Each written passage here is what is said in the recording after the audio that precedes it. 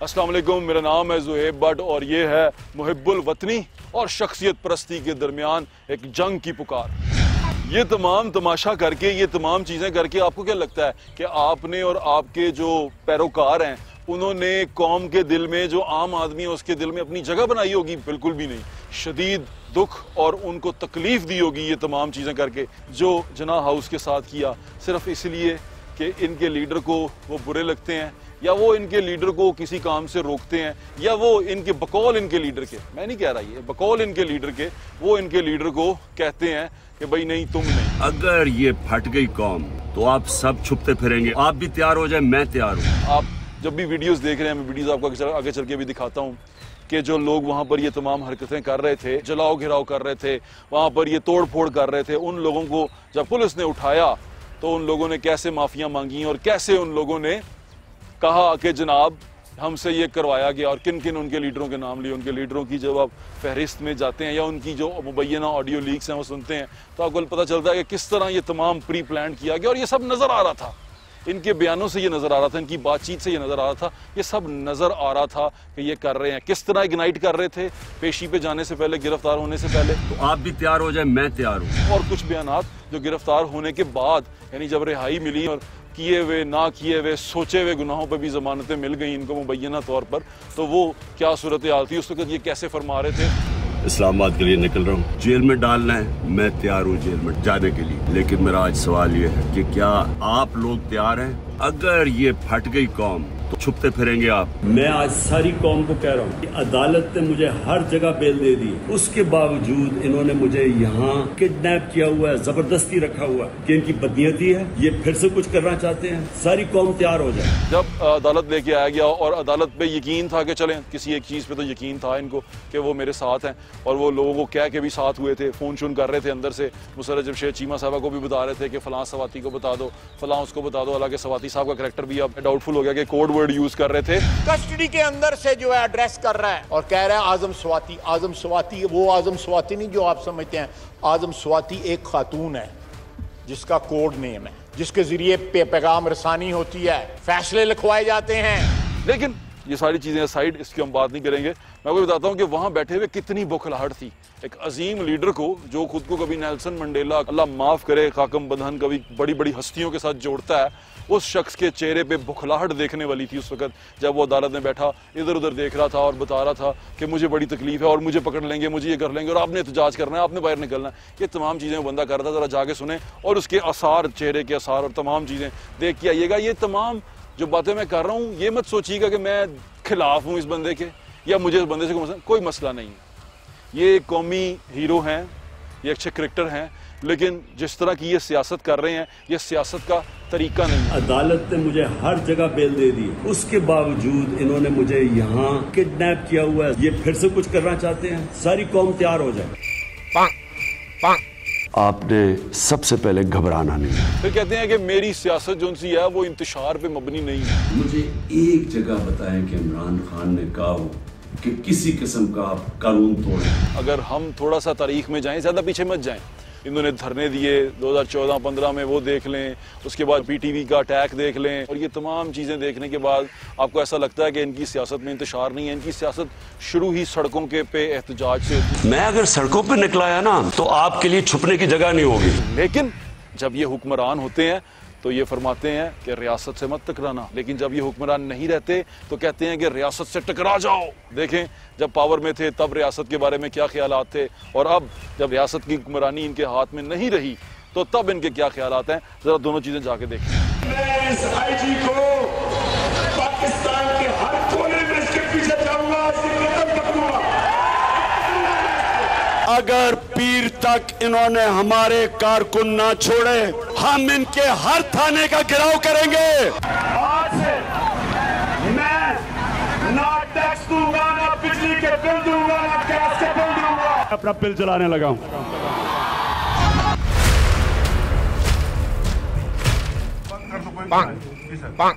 आपने सबसे पहले घबराना नहीं है। अपनी सियासत चमकाने के लिए, अपने वोट बैंक के लिए इस मुल्क को नुकसान ना पहुंचाएं। अगर आप ये करेंगे, मैं आपको ये वाजे कर दूं कि रियासत अपनी जिम्मेदारी पूरी करेगी, लोगों की प्रॉपर्टीज, लोगों की जान और माल की हिफाजत करेगी। हम कोई तोड़ फोड़ नहीं होने देंगे कि रियासत को उधर तक ना लेके जाएं, वो मजबूर हो जाएं एक्शन लेने के लिए। आपने सबसे पहले घबराना नहीं है। मेरे पाकिस्तानियों, ये है वक्त अपनी आजादी लेने का। हकीकी आजादी के लिए हम सबको कुर्बानियां देनी पड़ेंगी। थोड़ी सी पुलिस है, 1000 है, 70,000 है, 80,000 है, कितनी है? 22 करोड़ 23 करोड़ अवाम है। जिस वक्त अवाम ने फैसला कर लिया, हम आजाद हो जाएंगे। ये सारी कहानी तो आपने देख ली, कैसे कैसे बयानिए बदलते रहे और फिर बाद में कहते हैं यू टर्न लेने वाला जो सा है वो तो बड़ा बड़ा लीडर होता है। ये आज तक कहानी समझ में नहीं आ सकी। लीडर्स के लिए यू टर्न बहुत जरूरी होती है। आज तक ये इनके पैरोकार ये चीज समझने से कासिर हैं कि लीडर जो सा है वो किसी नजरिए पे, किसी आइडियोलॉजी पे, कौम को आगे लेके जाने पे लीडर बनता है, ना कि वर्ल्ड कप जीतने पे, अपनी वालदा के नाम पे एक मेमोरियल अस्पताल बनाने पे, या कौम को अच्छे जलसे, जुलूस, बेहतरीन एंटरटेनमेंट देने पे लीडर बनता है। वो लीडर जो उनसे असल में बनता है अच्छा नज़रिया देने पे, कौम को मुश्किलात से निकालने पे, कौम में खुशहाली लाने पे लीडर बनता है। लेकिन ये तमाम चीज़ें असाइड, हमारे यहाँ पे ये सिंपति वोट ले जाते हैं। कभी कभी ये कहते हैं ओ मेरी हुकूमत छीन ली, मुझे हुकूमत करने दी, मुझे सिंपति का वोट दे दें। तो ये तमाम सिंपतियाँ हैं जो ये लोग गेन करते हैं और हम आज भी वहीं पर हैं जहाँ पर हम आज से कई साल पहले थे। बुनियादी इंसानी सहूलतों से महरूम है, पीने के साफ पानी से महरूम है, अच्छी जो तालीम है बच्चों को बुनियादी हर फर्द को सरकारी सतह पे मिले, महरूम है, अच्छी सेहत की सहूलियात हर फर्द को मिले, महरूम है। तो ये तमाम चीज़ों से हम महरूम हैं। हाँ, लेकिन हमारे पास लीडर बहुत सारे हैं। हमारे पास जगह जगह जगह जगह हर गली नुक्कड़ में लीडर मौजूद हैं जो हमें गाइड करना चाहते हैं, आज बेहतर मुस्तकबिल की तरफ लेके जाना चाहते हैं। लेकिन एट द एंड रिजल्ट ये निकलता है कि वो लीडर जो सा है उसका मुस्तकबिल भी बेहतर हो जाता है, उसके बच्चे भी बेहतरीन स्कूलों कॉलेजों में चले जाते हैं, बाहर तालीम हासिल करने भी चले जाते हैं, और हम सारे जो ईंधन हैं इनकी जंग का, इनकी 23 साल की जद्दोजहद का जो ईंधन है वो वहीं के वहीं रहते हैं। खान साहब की जद्दोजहद के अंदर अब बहुत सारी लाशें आ गई हुई हैं और वो तमाम लाशों को लेके उनकी सियासत जो सी है आगे बढ़ रही है और वो सियासत आज भी करते जा रहे हैं। अगर वो थोड़ा सा भी इंसानी दर्द या इंसानी हमदर्दी रखते हों अपने दिल में, तो उनको एक दफ़ा ये ज़रूर सोचना चाहिए कि जिन लोगों को वो अपनी सियासत का ईंधन बना रहे हैं, जिनकी जानों को ज़ाया कर रहे हैं, उन बेचारों का क्या कसूर है, उनके घर वालों का क्या कसूर है। ज़िले शाह इसकी सबसे बड़ी एक मिसाल है, वो मासूम आदमी इस चीज़ की सबसे बड़ी मिसाल है। ये उन्हें ये पता था कि बच्चा की डेथ हो चुकी है, उसके बाद जो उसको पॉलिटिकल रंग दिया गया। मेरा शिकवा सिर्फ ये बाजी करें शिकवा, मैं ये शिकवा जाननी है। इतना नहीं किया कि एक दिन बाहर आके देख सके। आप अपने कारकुनों को ये रिस्पेक्ट देते हैं। अभी सोशल मीडिया पे ये चल रहा है कि 1 करोड़ रुपया इमरान खान ने दे दिया और आपकी कफालत का वादा कर दिया। नहीं, फेक है, ये सब फेक है। के लिए शहीद हुआ वो तो बाहर नहीं आया, उसने वीडियो लिंक से अफसोस नहीं किया। हम उनके बारे में क्या करें? आई एम सॉरी टू से, ये नया रिवाज है कि जिसका बेटा, बहन, बाप कोई मर जाता तो उसको बुला के अफसोस किया जाए। ये हमारे मुआशरे में मैंने आज से पहले तो कभी नहीं देखा।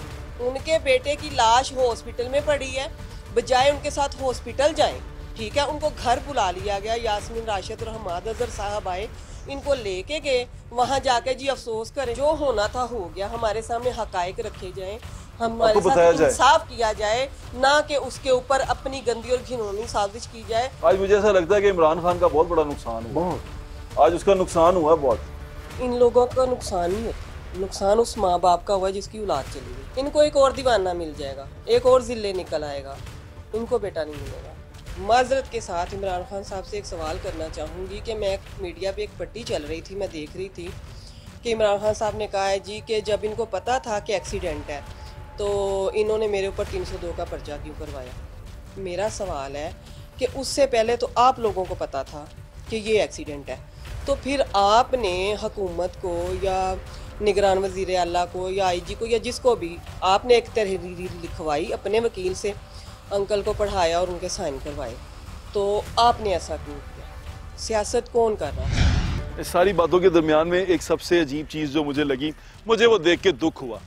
बाद लोगों ने बड़ा एंजॉय किया, बाद लोगों ने बड़ी सारी चीज़ें लगाई, किसी ने लगाया भाग अर्जुन भाग, बड़े तमाशे किए लोगों ने, मीम्स बनाने से बाज तो आते नहीं है, लेकिन मुझे देख के दुख हुआ, मुझे देख के ये दुख हुआ कि सियासतदान बेचारा जो उनसा है वो अपनी सीट के लालच में हो, अपने बचाने की लालच में हो, पॉपुलैरिटी की लालच में हो, वो किस किस्म की चीज़ें करता है। ये जिसकी वीडियो आप देख रहे हैं साथ विंडो में, ये फवाद चौधरी साहब हैं, इस मुल्क के वज़ीर कानून भी रह चुके हैं, वफाकी वज़ीर कानून रह चुके हैं, ये इस मुल्क के वज़ीर इत्तलात रह चुके हैं, वज़ीर साइंस एंड टेक्नोलॉजी रह चुके हैं। ये बंदा बड़े ओहदों पर रह चुका है और इस मुल्क के वज़ीर आज़म का ख़ास आदमी भी कहला चुका है, साबिक वज़ीर आज़म का।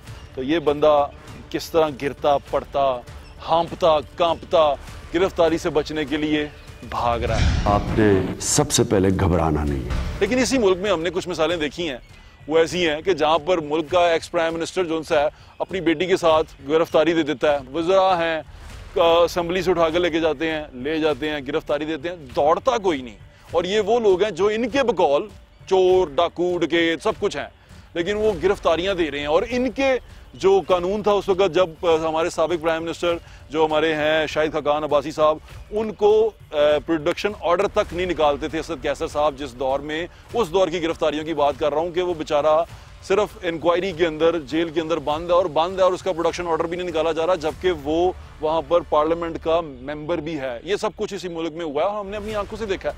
लेकिन हमने अपनी आंखों से भी ये भी देखा है कि फवाद चौधरी साहब गिर रहे हैं, दौड़ रहे हैं गिरफ्तारी से बचने के लिए, और पता नहीं क्या क्या कुछ कर रहे हैं गिरफ्तारी से बचने के लिए। और जो लीडर हैं, बड़े लीडर हैं, वो गिरफ्तारी से बचने के लिए कितने कारकुनों को आगे कर रहे हैं और उनके पीछे छुप रहे हैं। सारी कौम तैयार हो जाए। क्या डर है गिरफ्तारी का? अगर आपको लगता है कि आप बिल्कुल बेकसूर हैं तो एहतसाब के प्रोसेस में चले जाएं, बता दें कि जो आप हमें बता रहे हैं वो इनको भी बता दें कि जनाब नहीं हुआ था। देखें, अगर आप उनको सजा नहीं दे सके, बकौल आपके वो झूठे थे, वो बच गए, तो यार आप तो सच्चे हैं, आप भी बच जाएंगे। मुल्क के कानून पे यकीन रखें, आप ही का बनाया हुआ, आप ही लोगों ने इस कानून को तरतीब दिया है, इस कानून को इस्तेमाल किया अपने दुश्मनों के ऊपर, तो आप इस कानून के ऊपर एतबार रखें और इस कानून का जो प्रोसेस है उसका हिस्सा बने, उस इंक्वायरी का हिस्सा बने, ताकि आपको भी ये एहसास हो कि मुल्क का कानून क्या होता है। तुम वापस आओ तो मैं देखता हूँ तुम्हें हम कैसे रखते हैं। क्योंकि अभी तो जो नजर आ रहा है उससे ऐसे ही लगता है कि आप कानून के ताबे नहीं हैं, कानून से बहुत ऊंचे हैं, you are larger than the law. तो brother, law is a law, और लॉ जो है वो अपना रास्ता बनाता है, और जब लॉ अपना रास्ता बनाता है, कानून अपना रास्ता बनाता है, फिर उसके रास्ते में कितनी भी फैनशिप आ जाए, कितनी भी फेलोशिप आ जाए, वो सारी की सारी हटा दी जाती है, क्योंकि रियासत का कानून अपना रास्ता बनाता है और रियासत में रहने के लिए रियासत का कानून मानना पड़ता है। आपने सबसे पहले घबराना नहीं है। ज़मान पार्क की ये सड़क है, ये ज़मान पार्क है, वो आपको वहाँ लिखा हुआ नज़र आ रहा है ज़मान पार्क, और ये ज़मान पार्क रोड है जिसपे सिर्फ कुछ मीडिया की गाड़ियाँ खड़ी हुई हैं, पुलिस वाले नहीं हैं। ज़मान पार्क के अंदर हम थे तो ज़मान पार्क के अंदर भी मीडिया जा रहा है, छत तक जा रहा है, हर चीज़ को दिखा रहा है, और वो लोगों को ये भी बता रहा है कि भाई यहाँ पर कोई नहीं है, खान साहब का घर खाली है। लेकिन इससे कुछ देर पहले, कुछ अरसा पहले ये सिचुएशन मुख्तलिफ थी। उसके विजुअल्स भी आप देख लें, उस वक्त भी हम यहीं पर थे जब यहाँ पर एक घुमसान की जंग छिड़ी हुई थी, पत्थर बरस रहे थे, हम खुद यहाँ पत्थर से बचे, बड़ा मुश्किल बचे, लेकिन पत्थर बरस रहे थे। यहाँ से लोग आते थे और टोलियों की सूरत में आते थे और आके वो पत्थर फेंकते थे, और पत्थर वो जो पुलिस वाले थे उनकी दौड़ें लग रही थी, लोग दौड़ रहे थे, एक जंग जो सी छिड़ी हुई थी। लेकिन आज वो जंग जो सी है वो रुक चुकी है, थम चुकी है, क्योंकि मेरे ख्याल से अब लीडरशिप को भी समझ आ गई है कि जंग का कोई फ़ायदा नहीं है। जंग जो सी है उसके एंड पे सिर्फ खून खराबा ही होता है, और स्पेशली जब वो जंग आप अपने मुल्क में अपने ही लोगों के ख़िलाफ़ लड़ रहे हों तो उस जंग में कोई हासिल वसूल नहीं होता।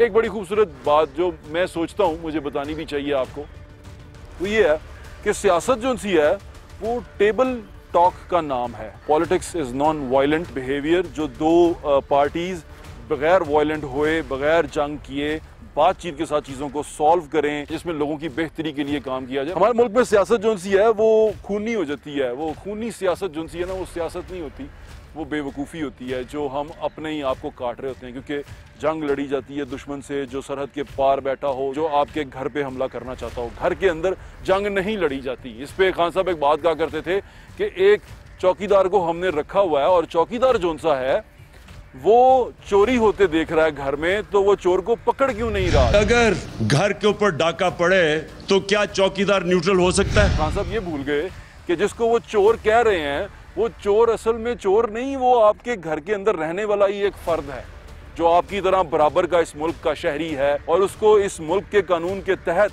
अंदरूनी मसला समझते हुए हल किया जाना चाहिए था। उसके साथ फोर्स इस्तेमाल नहीं की जा सकती थी। तो चौकीदार दो भाइयों की लड़ाई में अगर आ जाए तो फिर चौकीदार किसका साथ दे? बड़ी अहम चीज़ है सोचने वाली। चौकीदार का फलसफा क्लियर कर दिया मैंने आपका। बात यहाँ पर आ जाती है कि लॉ अबाइडिंग सिटीजन होना बड़ा ज़रूरी है। खान साहब ने एक बयान दिया है कुछ दिन पहले।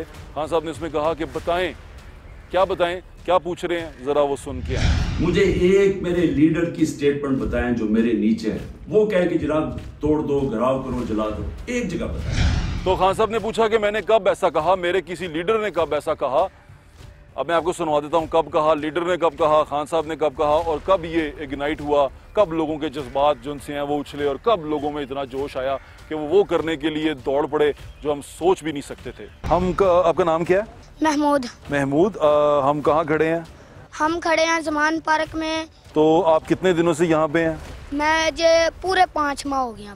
5 माह हो गए हैं। कहाँ से आए हो आप? जिला हाफिजाबाद, कोल रोड, मोलाक्टर टाउन, मस्जिद मदीना। और आपके वालिदैन को, माँ बाप को पता है कि आप यहाँ पर हो? जी। कितनी उम्र है आपकी? 11 साल में कुछ पढ़ते हो आपने? कोई क्लासेस पढ़ी हैं? 5 तक पढ़ा। आप यहाँ पर क्यों हो? इसलिए कि हमारे जो ये लीडर है ना, चोर कुमार। आपको ये कौन बताता है बातें, और आपने ये कैसे सीखी हैं ये सारी बातें? सीखी नहीं है, बस इन पीडीएम हुकूमत ने हालात नहीं, वो तो किए होंगे ना, मतलब आप तो घर में हो, आपको ये बातें कौन बताता है ये सारी? पीडीएम का मतलब क्या होता है? पीडीएम किसको कहते हैं? पीडीएम एक सियासी जमात है। नहीं, किसका पीडीएम? जैसे पीटीआई है, पीटीआई क्या बनता है पीटीआई से?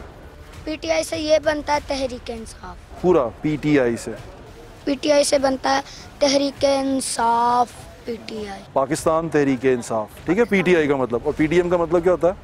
पीडीएम पाकिस्तान। चलो, उसका मतलब होता है पाकिस्तान डेमोक्रेटिक मूवमेंट। पीडीएम कैसे बनी है आपको पता? ये बनी है चोरियां कर के। अच्छा, ये किसने बताया आपको? मुझे पता है, मैं मरियम साहब अपनी किसने बताया आपको? सर्जरी पे लगी हुई। मेरा बेटे, तुम 11 साल की हो, तुम्हें किसने बताया ये? हमने अपने बुजुर्गों, हमारे बुजुर्ग बता गए। कौन से बुजुर्ग? तुम 5 माह से यहाँ पे हो, घर नहीं गए, तो किस बुजुर्ग ने तुम्हें बताया? मैं जब घर में था। अच्छा चलो ये बताओ, जब पढ़ते थे कोई अच्छी नज़म, कोई कहानी याद है? कौन सी? लालच बुरी बला है कि क्या कहानी थी? लालच बुरी बला की ये कहानी थी, जो लालच करता है वो हमेशा नुकसान की तरफ जाता है। ठीक है, लालच बुरी बला है। वाह वाह वाह, ये बच्चा बड़ा माशाल्लाह लायक है। बच्चे की जो है सोच जो सी है वो भी बड़ी अच्छी है, वो कंस्ट्रक्टिव है। लेकिन मुझे ऐसा लगता है कि ये मेरी राय है कि बच्चा जो उनसे है वो थोड़ा सा मिसगाइड हो गया हुआ है, और उसको अपना मुस्तकबिल बनाने की बजाय।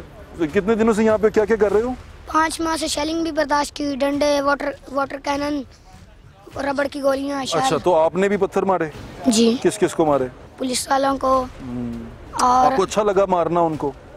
नहीं, लेकिन उनको ऊपर से ऑर्डर आया होता है।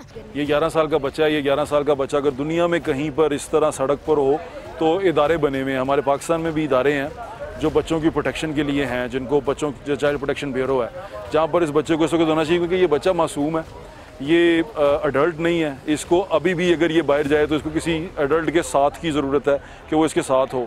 जब मैं जहन साजी की बात कर रहा था, यहाँ इंसान साजी नहीं हो सकी, यहाँ जहन साजी हो गई है। ये बच्चा जिसको मुस्तकबिल बनाना चाहिए, जिसको अपने बारे में सोचना चाहिए कि मैं कोई डॉक्टर बनूँ, कोई इंजीनियर बनूँ, कोई अच्छे काम करूँ, कोई मुल्क का नाम रोशन करूँ, वो यहाँ पर शेलिंग खा रहा है, यहाँ पर वो डंडे मार रहा है, कि खुद खा रहा है, पत्थर मार रहा है किसी को, और वो एक और डगर पे जा चुका हुआ।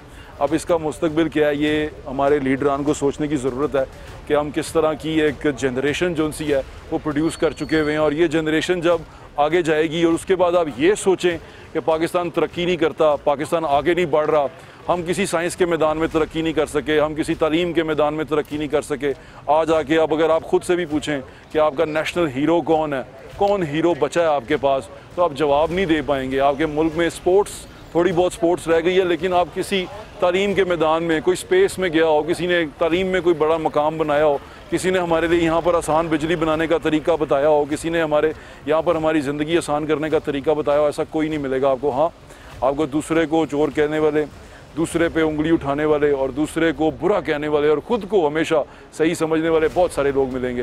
तो इन बच्चों के मुस्तकबिल के बारे में सोचें, स्पेशली वो लोग सोचें जो खुद को इस मुल्क का लीडर कहते हैं और कहते हैं कि हम इस मुल्क को रोशन बनाएंगे और इस मुल्क को आगे लेके जाएंगे। अगर इसी तरह की नस्ल प्रोड्यूस करते रहेंगे तो बड़ा नुकसान उठाएंगे। ये बच्चे यहाँ सड़क पर हैं और शेलिंग भी खा रहे हैं, मुझे ये देख के बहुत शदीद दुख हुआ। तुम्हें अपने घर जाना चाहिए, है ना? तक मेरा खान वज़ीर आज़म नहीं बनेगा तब तक नहीं। चलो अल्लाह ताला हमारे हालात पे रहम करे। बच्चे की बात आप सुन रहे थे, इसमें कसूर हमारा भी है। हमारे जो कुछ दोस्त हैं, भाई हैं, उन्होंने शायद YouTube चैनल चलाना है या व्यूज़ लेने हैं या उन्होंने इसको मशहूर करना है, टिकटॉक पे लगाना है, उससे बड़े व्यूज़ मिल जाते हैं बच्चे को लेके ना कि बच्चा देखें जी खान का सिपाही और ये और बला बला बड़ी सारी चीज़ें और वो थंबनेल्स भी बन जाते हैं।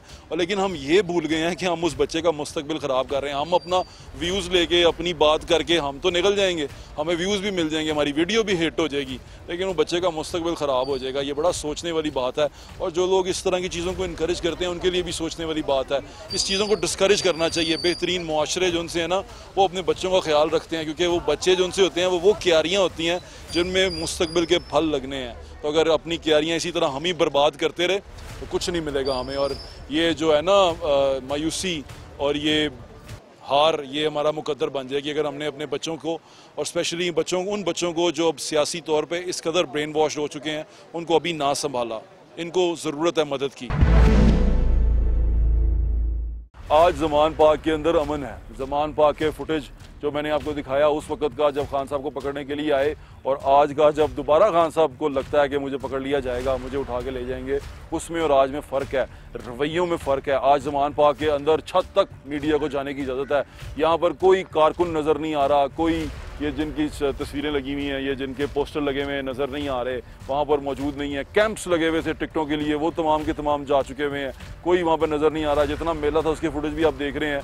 जब मेला लगा होता था तब भी हम यहाँ ज़मान पाक आते थे, तब क्या सूरत हाल थी और अभी जो आप देख रहे हैं मेरे पीछे वो क्या सूरत हाल है।